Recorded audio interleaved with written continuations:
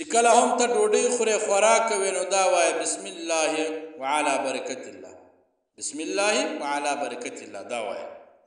په کم خوراک کې چې بسم الله نه وویل سي نو شیطان ته هم په دې خوراک کې موقع میلاو سي، شیطان هم شرکت در سره کوي. یو حکایت درته بیانوم، یو قصه.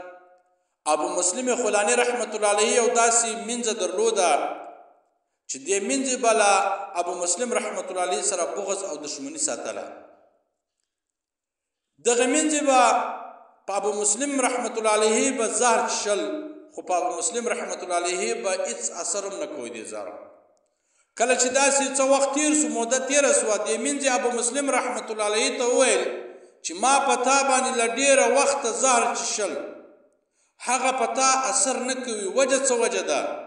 ابو مسلم رحمت الله علیه هغه ته وفرمایل، دې منځ ته یې وویل تا ولې داسې کول؟ دې منځ ورته وویل له دې وجه ما له تا څخه نفرت راکلی او تا ته زه د دشمن په نظر ګورم او له دې وجه مې در کوی ته بوډا سوی، دا زهر ما در کول خو په تا تاثیر نه کوي، وجه څه وجه ده؟ ابو مسلم رحمت الله علیه هغه منځ ته وویل چې د زهرو د اثر نه کولو وجه دا ده چې زه د خوراک څخه په وخت کې بسم الله الرحمن الرحیم وایم، چې کله به هم تا اوبه یا خوراک شی راوړل نو ما به بسم الله الرحمن الرحیم وویل، ما به وچښل، نو په دا وجه په ما اثر نه کوي. زما ورونو عزیزانو، باید موږ تاسې د خوراک د څښاک په وخت کې بسم الله هېره نه کړو، باید بسم الله ووایو.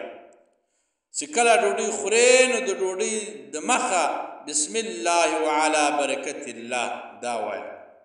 نو چې په کوم خوراک کې بسم الله ونه ویل سي، پکې شیطان هم در شریک وي، نو بسم الله باید موږ تاسې هېره نه کړو، باید بسم الله ووایو. او بسم الله ویل سنت ده د خوراک د شک په وخت کې، دا سنت ده.